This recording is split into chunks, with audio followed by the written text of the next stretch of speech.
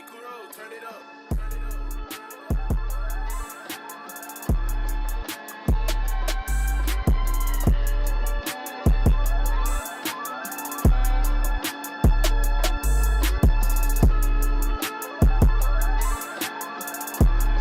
The Rock doing dramatics is a weird thing for me a little bit because I know he can do dramatics.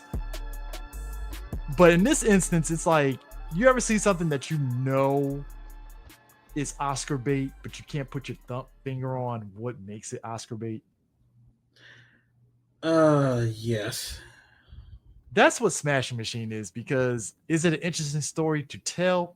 Yeah, definitely. But Well, yeah, if I were to put my input on this, okay. I don't want to say, I just don't want to blanket it as, oh, this was an Oscar bait film. No, I would blanket this as, this is a sports movie that is really going out of its way to not be a sports movie. Yeah, that's the thing. It's like, so there was a movie that came out a while back about the Von Erichs. What was the name of it? Iron Claw. Iron Claw, really good fucking movie. Like that, they did as good as a job as you can talking about the Von Erichs. And the Von Erichs is definitely a tragic ass story. And they did a really good job of telling that story. I mean, even to the point that people in the wrestling world were like, that was actually a really good fucking movie. So, like, when you're talking about Marc Kerr, who is pretty much like a legendary fighter in the world of UFC and Pride, and he's a Val Tudo champion and stuff. Yeah, between him and Mark Coleman.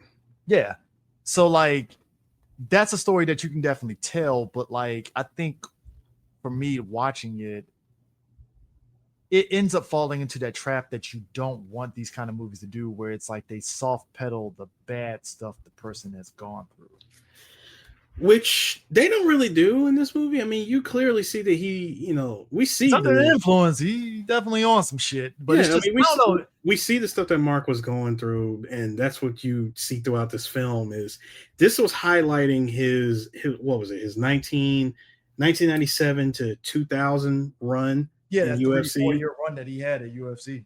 And that's early UFC. Yeah, during the early parts of UFC when he was fighting out of also out of Pride in Japan, and and in between that we see the other side, which is basically his relationship with his now ex-wife, to substance abuse, to to him dealing with his own personal demons. Because remember, dude, up until like one match, like midway during his 3-4 year run, dude thought he was unbeatable.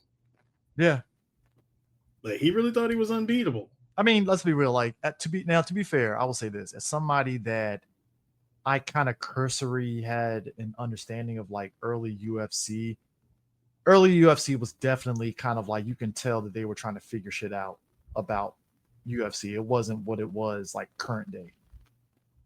So you can respect that Marc Kerr was one of the early pioneers of like the UFC, yeah, the MMA, both him and Coleman. Stuff. Yeah, both him and Coleman. Like it, so you can appreciate what they brought to the fold. And I will say this: people forget The Rock actually at one point had hair. I ain't gonna lie. Like, yeah, you and I both know. I mean, as much as we pretty much grew up watching him during his early years. Early Nation Rock that had hair. Like, oh shit, I forgot. Back when Rock was a what they call in wrestling terms a baby face. Back when he was a good guy, dude had full curly hair and everything. I mean, part of the Nation of Domination. So it's like he was much smaller back then. I think too. Even the rundown and all that stuff, like he had hair. So it's like when I see The Rock play a Marc Kerr with hair, it throws me the fuck off. It's like, oh shit, The Rock did have hair at one point. Now, granted, I don't know whether this just is a wig or maybe he did grow his hair out for this. No, I think I want to say it was a wig, but then again, but you're right. Seeing him with hair is always hilarious. I mean, dude, remember his role in Be Cool? Nigga. Afro. The afro. So like I don't want anybody to listen to this thinking we're just taking the piss out of it. It's just visually, I will give The Rock credit that he really went all in on really getting himself in shape to actually be Marc Kerr, Yeah, top to bottom. Like and I give it to him not only for just acting and being physically fit for the role as well, because like he really went out of his way to try to be the closest thing to Marc Kerr during his heyday. oh yeah, like that. I mean, to be honest, like the look right now, Rock doing his press tour that he did for this movie and all that stuff. He's back to being small. He's. It looks like he's back to what was it? What was the movie that he had his daughter and he was like a hockey player or some shit, the Tooth Fairy? And that's kind of what he's looking like right now. Like he's just smaller now. But I have to presume like he really put on weight to be looking like Marc Kerr, straight up. Yeah. But like I said, as taking the piss out of the Rock aside, I will give the movie credit. It does a good job of really hitting on just the highs and lows of Marc Kerr in his personal life, especially because Emily Blunt plays his wife Dawn, and really showing their struggles and how like him being so really hyper focused on being a very successful fighter had implications on his relationship with her, and just sort of the up and downs of their relationship. And I know I said like they kind of like certain movies do go out their way to kind of like downplay those elements. You're right, it does kind of like nail it, so I'll give them that and stuff. Maybe it's just in my head I wish they kind of went more with it, because I'm like, if you're gonna really go all in, See, but then at that point it'd be kind of pointless to even show the sports side, like of his fighting career. If it was just all on his personal relationship with his ex-wife, then this would have been a completely different movie. So the movie does try to give you both. Yeah, and like I said, and to the movie's credit, because it does sidestep some of the cliches that you get in these sort of biopics and stuff. And that's something that Iron Claw did a good job too, where it's like, oh yeah, this didn't movie go cliche. It was like, no, we're gonna give you this movie. We're gonna tell you about this person top to bottom. Take it or leave it. Like this movie could have been like, it could have easily went the route of, what was that movie?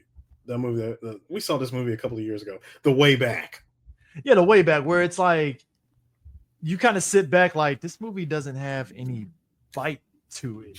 Like what are we doing here? Like it's just you end up it's like, because what was it? The Way Back was about what the fuck was it about? I'm trying to remember. It was Affleck being a coach to a basketball team. Yeah, based on real life, but it's like you felt it could have been more. And Ben Affleck's acting his ass off. Don't get it twisted, but it's just like same with Dwayne in this one. Yeah, he's acting his ass off, but like the Affleck movie, you could tell they soft pedal some stuff because they didn't want to really like go into the drama of what happened to this guy in real life. Whereas this one, they were like, no, we're going to give you everything, and we're going to make sure we're not going to go cliche about it. So I was fine with it and stuff. Yeah, I didn't have a problem with this movie. I enjoyed it for what it was. The fact that it wasn't a cliche sports film. It was good. It just showed a real, like, I would say, more realistic depiction of, what athletes go through when they leave the arena. You know what I mean? Or what happens when they go back to the locker room. You don't know what's going through their mind. Yeah, I mean, I think people forget, like, I mean, I wrestled in high school, like, but just doing any sports, you have to put yourself in that headspace to be prepared to do what you do. And like and I will say this, the movie nails this aspect of what happens when you get kind of distracted mentally being out there. Oh, yes. We're talking about combat sports. You got to be 100% attentive. Right. And all it takes is one wandering thought and you're catching a fade. You're catching kick to the face. Just the fade is being ran on you, and there's nothing you can do to stop it. Yeah, and like I said, it's kind of interesting because it's like we're getting these influx of these biopics, and I'm wondering if we have finally took a turn where they're like not afraid to go all in on really like telling the story and not being afraid to show the vulnerability of these people and what they were going through. Well, if it's based on like an actual person, then I would imagine they would, they would way before cameras started rolling or anything, they would have had like at least a sit down, and they would have said, all right, we want to explore this, are you open to having this part put on camera, this this part of your story being told? And if they say, yeah, here's the open book, go for it, ask me whatever you want, I have no problem with it. Some people may be different, and they might not necessarily go for something like that. They'll say, hey, look, I'm all for doing doing everything, but keep this out. Yeah, so it's like I said, I will give the movie credit for that. Is it a shame that a lot of people didn't really go out and see it like that? Yeah, but I think it's also, we're in this era now where people pick and choose what movies they want to see in theaters, and the fact that it's going to probably end up picking up legs on digital once people see it on whatever streaming platform it lands. I think that's a good thing. Yeah, hopefully. And I think also too, they didn't really promote this movie like that. They did not.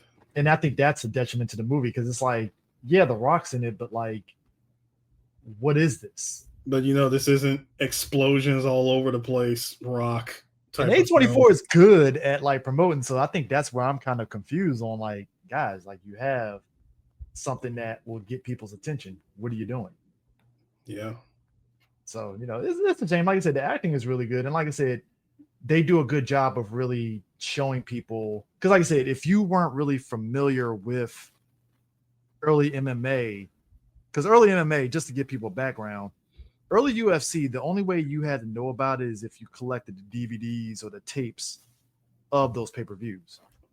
Correct. Because it was very much like the Wild Wild West back in that day, because again, UFC was trying to figure out what it was, basically. So I will give the movie credit of showing that and what the atmosphere was during that time period, because if you really wanted to get in MMA, you had to go to Japan.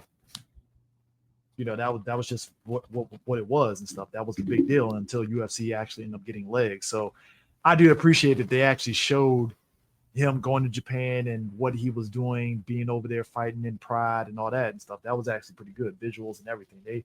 They nailed just the atmosphere of what that was and such. So yeah, it was great. So, and then like I said, you can tell that there was passion in it. I mean, it's The Rock. Like, if he's going, I've seen him do interviews about it, and he was like, no, I wanted to really show it. I didn't want to half-ass it. And then, The Rock never half-ass shit, even with us laughing at him going over the top on stuff. Like, he actually went through the process of training, doing the UFC stuff and all that stuff, because he wanted to be the guy in that and not have no stunt double or anything. So, and I say it worked. I mean, in my opinion, it worked for him. Yeah, 100%. I would like to see him, do more roles like this. Yeah, I mean, look, when The Rock has to do dramatic stuff, I will give him credit. It works. Good. If you give him a good script, he can do some dramatics. And I think people forget that, and I think that's the other aspect of it too, because we've seen him in so much action films. We've never really seen him on the dramatic stuff in a long ass time. Like, last time he was in it was early 2000s. That was the last time he did anything drama. Mm-hmm. So, I can't even count the earthquake movie he did with LA. Like, that's still action. Almost everything he did everything he's done is action. Yeah, it's action. Even when he's trying to do drama in the action films, it's like, hey, Rock, we're here to see you punch somebody. We ain't here for your fucking dramatic chops. Like, stop. Like, I hate to be that guy, but I'm just gonna say that. like I said, give me more movies like this where he gets to show his acting ability, because despite how people might have felt about this movie, whether they went to go see it or not, I mean, it's a shame. I say, you should see it, even if it's just one time, just check it out, just to see Rock do something different. Oh yeah, 100%. So, but yeah, that's all I got. Yeah. So yeah, that's it. Go see the Smash Machine if you can, in theaters, or just wait till it's digital if you want. Yep. We'll see you next time. We'll see you next time. Peace out.